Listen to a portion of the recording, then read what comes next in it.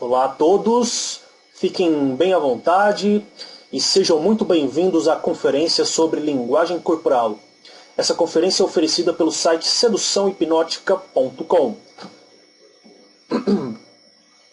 Nosso objetivo nesse vídeo é mostrar como podemos identificar os movimentos gestuais e de postura que fazem com que a comunicação seja mais efetiva e apurada. A expressão corporal é fortemente ligada ao psicológico. Muitas vezes a boca diz uma coisa, mas o corpo fala outra, completamente diferente. Por isso, vamos utilizar este conhecimento para auxiliar em nossa comunicação e em nossos relacionamentos sociais. Com muita frequência, a linguagem não verbal se destaca da linguagem verbal, podendo expressar a verdadeira intenção em uma conversa. Porém, não é sempre que a linguagem não verbal se comporta independente com a linguagem verbal. Normalmente, elas seguem uma relação de interdependência, onde o que é falado é expressado pelo corpo. O conhecimento das formas não verbais de comunicação servem para converter o encontro com outra pessoa em uma experiência interessante. Podemos induzir ao outro um entendimento do nosso comportamento e identificar a intenção do comportamento alheio. A postura, então, é a chave mais fácil de ser identificada em relação ao comportamento de uma pessoa. Com surpreendente frequência, as pessoas imitam as atitudes corporais de outras. Dois amigos se sentam exatamente da mesma maneira, a perna direita cruzada sobre a esquerda, por exemplo, e as mãos entrelaçadas atrás da cabeça. Ou um deles o faz ao contrário, a perna esquerda cruzada sobre a direita, como se fosse uma imagem refletida em um espelho. Duas pessoas que compartilham o mesmo ponto de vista acabam compartilhando também a mesma postura. Denomina-se esse fenômeno como posturas congruentes. A importância da imitação pode chegar a ser uma das lições mais significativas que podemos aprender, pois é a forma com que os outros nos expressam que coincidem conosco ou que agradamos a ela. Enfim, podemos concluir que, da mesma maneira que as posturas congruentes expressam acordo, as não congruentes podem ser utilizadas para estabelecer distâncias psicológicas. De certo modo, é preocupante saber que alguns movimentos corporais que tínhamos por arbitrários são tão circunscritos, previsíveis e às vezes reveladores. Mas, por outra parte, é muito agradável saber que todo o nosso corpo responde continuamente ao desenvolvimento de qualquer encontro humano. É interessante verificar essas conexões entre duas pessoas que estejam juntas. Se você escolher seduzir uma mulher que esteja em um grupo, você pode reparar na linguagem não verbal envolvida entre o grupo e verificar se sua pretendente está em espelhamento com alguém do grupo. Se ela estiver se espelhando em alguém, essa pessoa pode ser uma amiga, ou um amigo, ou um suposto pretendente que possa estar com um controle maior sobre ela no momento. Identificando esses sinais-chave, você pode utilizar as técnicas de persuasão e espelhamento nos controladores para obter aceitação e construir o caminho para o seu objetivo de conquistar a mulher escolhida. No que diz respeito ao movimento corporal, não estamos associando com o simples ato de caminhar, mas sim com a maneira de como é feito o movimento do corpo ao caminhar, ou o movimento do braço e a mão ao estender-se para cumprimentar ou gesticular. O homem que habitualmente pisa com força ao caminhar nos dará a impressão de ser um indivíduo decidido. Se caminhar ligeiro, poderá parecer impaciente ou agressivo, embora como se o mesmo impulso o faz mais lentamente, de maneira mais homogênea, nos fará pensar que se trata de uma pessoa paciente e perseverante. O fato de levantar os quadris exageradamente dá a impressão de confiança em si mesmo. Se ao mesmo tempo se produz uma leve rotação, estamos diante de alguém garboso e desenvolto. Se isto adiciona-lhe um pouco mais de ritmo, mais ênfase e uma figura em forma de violão, teremos a maneira de caminhar que cabe-se a uma mulher, o que faz os homens se virarem para olhar ela caminhar pela rua. Enfim, as atitudes corporais refletem as atitudes e orientações persistentes no indivíduo.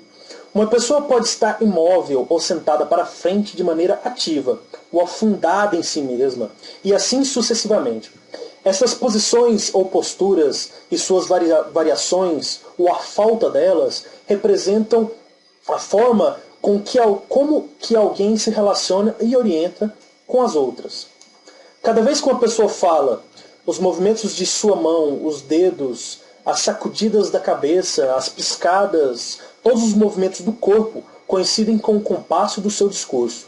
Neste momento, você pode perceber se a pessoa está calma, agitada, confiante, preocupada e etc.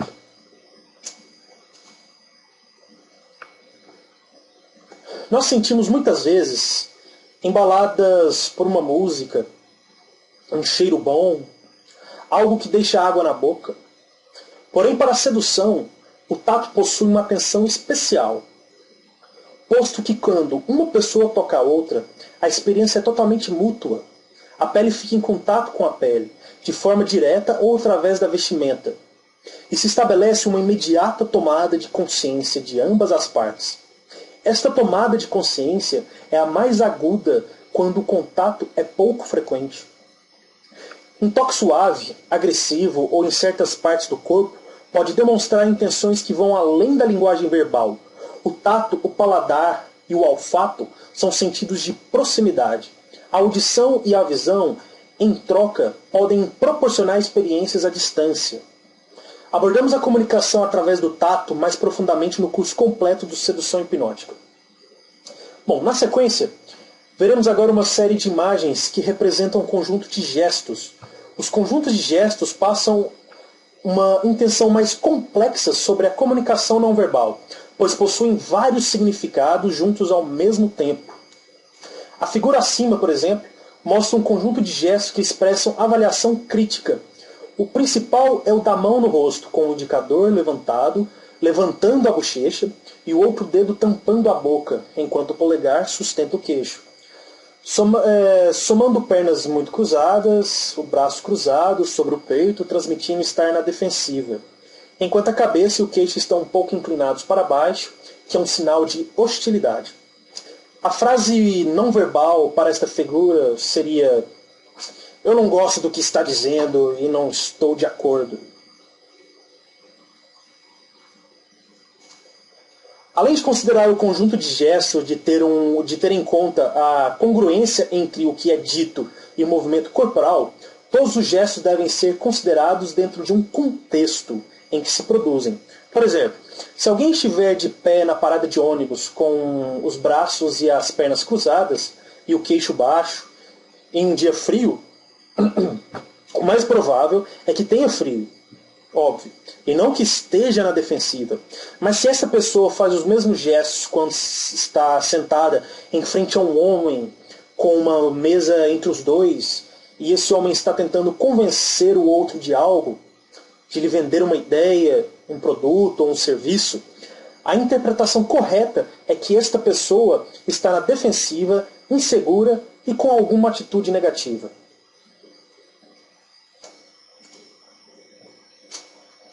A velocidade de alguns gestos e o modo como se tornam óbvios para os outros está relacionada com a idade dos indivíduos. Se uma menina de 5 anos diz uma mentira a seus pais, tapará imediatamente a boca com as mãos ou as duas mãos.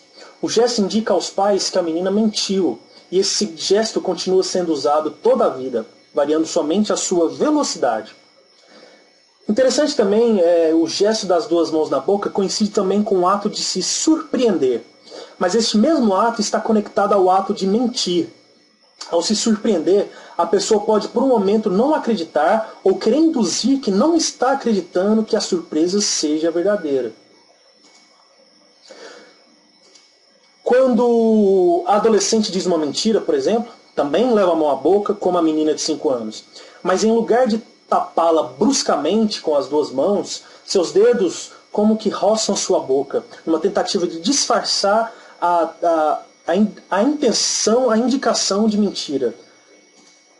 Quando o adulto diz uma mentira também, o cérebro ordena a mão que tampe a boca para bloquear a saída das palavras falsas, como ocorria com a menina e a adolescente. Mas no último momento, tira a mão da boca e o resultado é um gesto tocando o nariz. Esse gesto não é mais que uma versão refinada, adulta, do gesto de tapar a boca que se usou na infância. Isso serve de exemplo para mostrar que quando um indivíduo se faz maior, muitos dos seus gestos se tornam mais elaborados e menos óbvios. É mais difícil identificar as atitudes de quem os faz. O encontro de um momento fundamental da conversa e, a partir dele, desencadeia-se uma série de estratégias através de sutis negociações não verbais, que têm lugar dos primeiros momentos. Os primeiros 15 a 45 segundos são fundamentais, já que representam a afirmação de uma atração na comunicação. Por isso, agora vamos entrar nos territórios e as zonas. Os territórios e as zonas são as formas de julgarmos uma pessoa pela distância que ela se encontra entre nós. Por exemplo, pela imagem a seguir podemos ter essa descrição, esse exemplo. A zona íntima, por exemplo, de 15 a 45 centímetros de distância, é a mais importante e a que a pessoa cuida como sua propriedade. Só se permite a entrada aos que estão muito perto emocionalmente da pessoa, como amantes, pais, filhos, amigos íntimos e parentes. A zona pessoal, entre 46 centímetros e 1,20 m, é a distância que separa as pessoas em uma reunião social, ou de escritório e nas festas. A zona social, entre 1,20 m e 3,60 m, essa é a distância que nos separa dos estranhos, do encanador, de quem faz reparos na casa, dos fornecedores, das pessoas que não conhecemos bem. E a zona pública, a mais de 3,6 metros, é a distância cômoda para nos dirigir a um grupo de pessoas desconhecidas. Embora toleramos intrusos na zona pessoal e social, a intromissão de um estranho na zona íntima ocasiona mudanças fisiológicas em nossos corpos. Por isso, rodear com braços os ombros de alguém que se acaba de conhecer, embora seja uma maneira muito amistosa, pode fazer com que a pessoa tome uma atitude negativa em relação a você. A distância normal para observar entre habitantes urbanos é de 46 centímetros. A atitude negativa de uma mulher sobre cujo território um homem tenha avançado é andar para trás para manter uma distância confortável. No caso de uma aproximação para a sedução, há uma maneira menos ameaçadora. Você deve se aproximar da mulher com o corpo inclinado em 90 graus, tendo que conversar com ela sobre os ombros. Isso demonstra que você está ali para falar alguma coisa, mas poderia estar de saída. Ao criar um conforto nela sobre a sua presença, você pode se posicionar normalmente na zona pessoal, na zona pessoal dela. Os que cresceram em zonas rurais, por exemplo, pouco povoadas, precisam de mais espaço que os que cresceram em lugares densamente povoados.